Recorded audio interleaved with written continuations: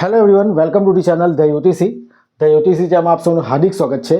આશા રાખું કે તમે જે જુનિયર નિરીક્ષકની એક્ઝામની જે પ્રિપેરેશન કરતા છો તે ખૂબ જ સારી રીતે અને તમારા 100% ડેડિકેશન સાથે આત્મવિશ્વાસથી કરી રહ્યા હોય, તેમજ તમને આ પ્લેટફોર્મ પર જે બેઝિક ઇલેક્ટ્રિકલ એન્જિનિયરિંગ એક્સપ્લેન કરવામાં આવે છે, જેની અંદર ઓલરેડી પાર્ટ 2 થઈ ગયા છે, 1 અને 2. આજે ત્રીજો પાર્ટ છે કે જેની અંદર આપણે ઇન્ડક્ટર અને કેપેસિટર વિશે એક્ઝામ પોઈન્ટ ઓફ વ્યૂ ચર્ચા કરવાના છે. ડિટેલમાં જઈશું નહીં, જેવા MCQ પૂછાશે એ પ્રકારના આપણે કન્સેપ્ટ અહીંયા ક્લિયર કરાવીશું અને તમને ખૂબ જ કામ આવશે.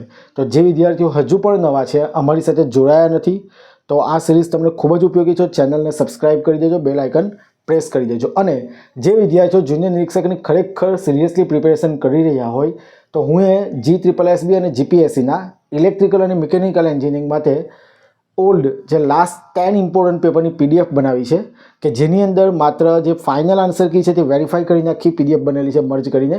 સોલ્યુશન હશે નહીં. તો જે વિદ્યાર્થીઓ હજુ પણ એ પરચેસ નથી કરી તો જે મોબાઈલ નંબર ડિસ્ક્રિપ્શનમાં છે ત્યાં તમે જઈને WhatsApp પર મેસેજ કરી શકો. ત્યાં તમને QR કોડ આપવામાં આવશે અને તમે ત્યાંથી પરચેસ કરી શકો. ઘણા બધા વિદ્યાર્થીઓ લઈ ચૂક્યા છે, તમે પણ ચૂકશો નહીં, ખરેખર યુઝફુલ છે. ઓકે, તો આપણે વિડીયો સ્ટાર્ટ કરીએ. તો સૌપ્રથમ આપણે વાત કરીશું ઇન્ડક્ટર. તમે 11th 12th અથવા તો ડિપ્લોમા કે જે તમે ફર્સ્ટ યરમાં ભણી ચૂકેલા છો આ સબ્જેક્ટનું બેઝિક ઇન્ડક્ટર અને કેપેસિટર.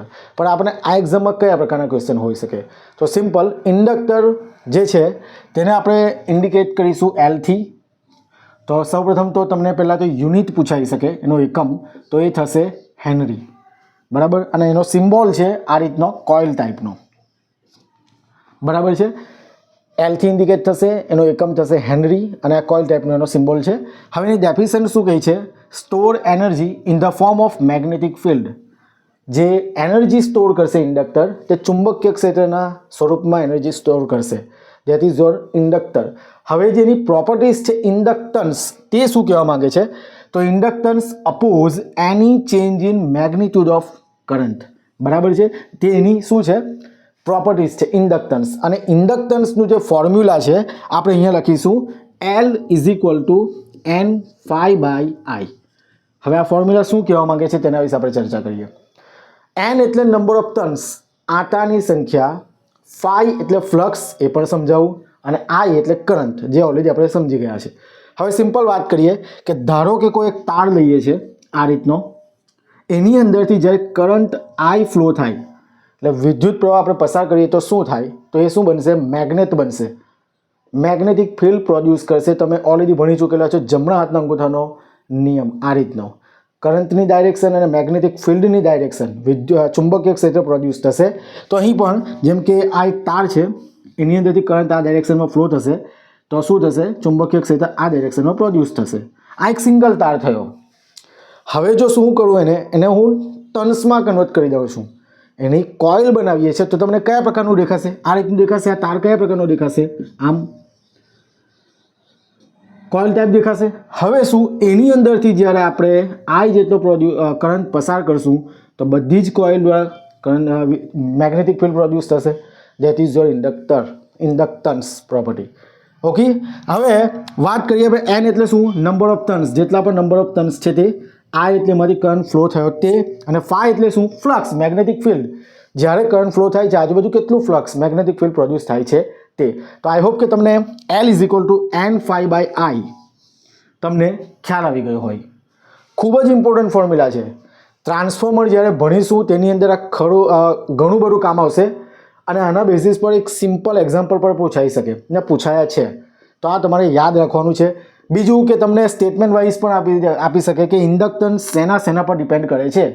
4 ઓપ્શન ક્વેશ્ચન આ રીતનો હોય કે ઇન્ડક્ટન્સ શેના પર ડિપેન્ડ નથી કરતું. MCQ આ રીતનો હોઈ શકે. તો તમને number of turns, flux, current અને ઓપ્શન ડી કંઈ પણ આપેલું હોય તો એ તમારો આન્સર થશે. એટલે તમારે યાદ રાખવાનું છે આ ફોર્મ્યુલા, જે MCQના ફોર્મમાં પણ પૂછાઈ શકે. ઓકે, ત્યારબાદ આપણે વાત કરીશું કે ઇન્ડક્ટર છે તેની એક્રોસમાં વોલ્ટેજ કેટલો? તો V is equal to L DI by DT. હવે આ બધાનું ડેરિવેશન છે પણ તમારી એક્ઝામ માટે કોઈ જ કામનું નથી. ઓકે, તો આ ફોર્મ્યુલા તમારે યાદ રાખી લેવાનું છે, નોટબુકમાં લખી લેવાનું છે. V is equal to L DI by DT. Inductor માટે current I 1/L integration V into DT. અને એનર્જી એક્ઝામ્પલ પૂછાયા જ છે આના પરથી MCQ પૂછાઈ શકે. ઘણી બધી એક્ઝામમાં તમે જો જોશો તો રેલવે જે સ્ટાફ સિલેક્શન કમિશનની જે જુનિયર એન્જિનિયરની જે એક્ઝામ થઈ છે એમાં આ ક્વેશ્ચન પૂછાય છે. ફોર્મ્યુલા પર ડાયરેક્ટ પૂછાઈ જાય છે કે એનર્જી જે ઇન્ડક્ટરમાં એનર્જી જે સ્ટોર થાય છે તે કેટલી હોય છે, તો E = 1/2 Li². L એટલે આપણું ઇન્ડક્ટન્સ, આ એટલે કરંટ. ઓકે, તો આપણું થઈ ગયું ઇન્ડક્ટર, જે ઓલરેડી મેં તમને અહીંયા એક્સપ્લેન કરી દીધું.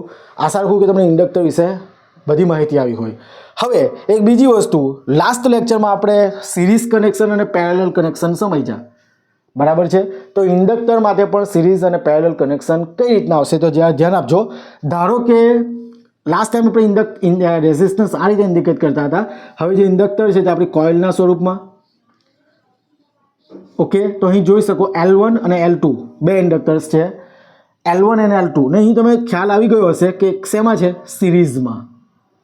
તો જ્યારે ઇન્ડક્ટર સિરીઝમાં હોય તો સેમ રેઝિસ્ટન્સમાં જે કરતા હતા કે ઇક્વિવેલન્ટ ઇન્ડક્ટન્સ L કેટલો, તો L1 plus L2 direct plus થશે.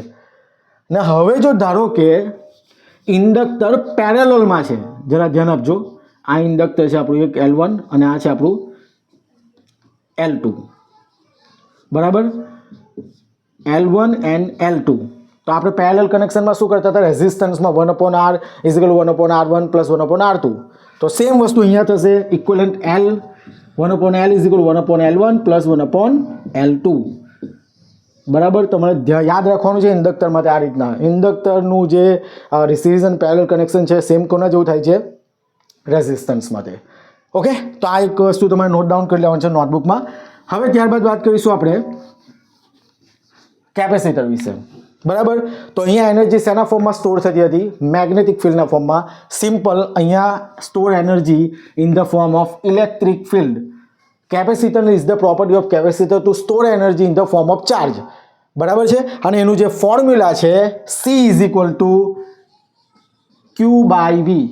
હવે તમારે મને જણાવવાનું છે C = Q/V જે છે તો Q શું છે, તો ઇલેક્ટ્રિક ચાર્જ છે. તો એનો યુનિટ શું છે તમારે ડિસ્ક્રિપ્શનમાં લખવાનો છે. ઓકે, કમેન્ટમાં લખવાનું છે, સોરી, કમેન્ટ કરો તમે કે Qનો જે ઇલેક્ટ્રિક ચાર્જ છે, વિદ્યુત ભાર, તો એનો એકમ શું છે તમે કમેન્ટ કરો. હવે જે કેપેસિટર છે તે એને આપણે જે યુનિટ છે એકમ, જો એને કેપેસિટરને શાનાથી ઇન્ડિકેટ કરીશું, C થી. એનો જે યુનિટ છે શું છે, ફેરાડે, કેપિટલ F, ફેરાડે, બરાબર છે. તમારે આ રીતે યાદ રાખો છે, ફેરાડે, બરાબર. એનો યુનિટ થશે ફેરાડે. અને જે ઇન્ડિકેશન છે તે આપણે શેનાથી ઇન્ડિકેટ કરીએ છીએ, બે પ્લેટ, એક પોઝિટિવ પ્લેટ, એક નેગેટિવ પ્લેટ. ને અહીંયા જે આવશે તે તમારું ડાઇલેક્ટ્રિક મીડિયમ આવશે, જે એર હોઈ શકે, માઇકા હોઈ શકે, એસ્બેસ્ટોસ, જે પણ હોય છે, બરાબર, પેપર હોઈ શકે. That is your symbol of capacitor. Plus positive plate and minus negative plate, એનું ઇન્ડિકેશન થશે C, એનો એકમ થશે યુનિટ ફેરાડે, બરાબર. Store energy in the form of electric field, અને એનું સિમ્પલ ફોર્મ્યુલા C = Q/V. અને આનો તમારે ઇલેક્ટ્રિક ચાર્જનો તમારે મને એકમ કહેવાનો છે. હવે કેપેસિટરનું કરંટનું ફોર્મ્યુલા શું થશે, તો I = C dV/dt. જોજો, જે ઇન્ડક્ટરમાં આપણે શું કહેલું, V = L dI/dt, તેવું ડેરિવેશનના ફોર્મમાં કરંટનું ફોર્મ, આ વોલ્ટેજ હતું, આ શું છે, કરંટ. તો શું આવશે, I = C dV/dt.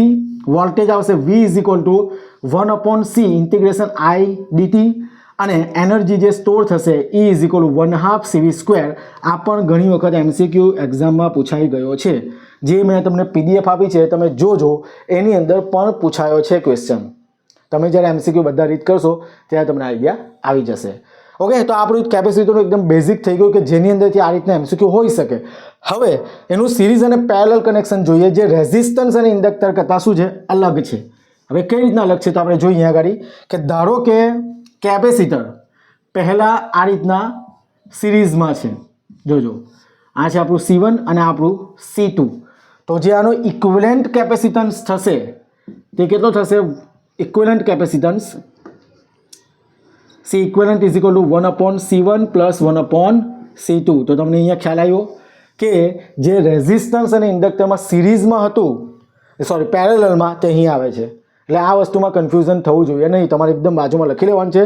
That is your which connection, series connection of capacitor. બરાબર, કે જેમાં આ રીતના આવશે.